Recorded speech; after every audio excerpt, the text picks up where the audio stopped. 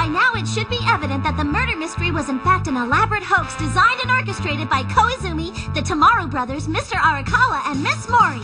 It was an impressive plot, especially with that red herring at the end. Nice observation.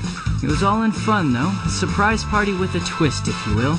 I'm sure she knew what was up right from the start. Hate to admit it, but in the beginning, you guys had me going. Until I got your fake solution where Mr. Keiichi was killed by Kyon and the boys busted through the door. But I realized something. If he really did collide with the door hard enough to push the knife through to his heart, then the door should have had blood or scratches on it. But there wasn't anything like that on the inside of the door. I noticed that, thank you. Okay, but you're talking about a really sturdy door there. I mean, I don't think that gives you very much evidence to suspect anything. There were other fishy things as well, like the day when Koizumi first met Mr. Arakawa. He said, "I haven't seen you in so long," but Mr. Arakawa said he only started working here a week ago, so it would have been the first time they met. You are 100% correct. I figured that one out too. There was also that time when we all ran up to Mr. Keiichi's room.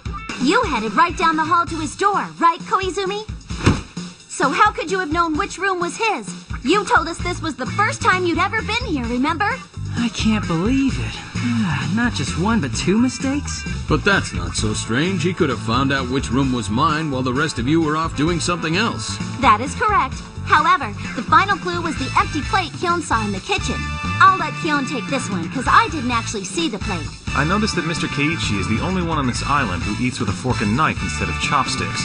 Of course, there's the possibility that Mr. Arakawa eats with a fork and knife too. But you see, the carrots remained on the plate untouched.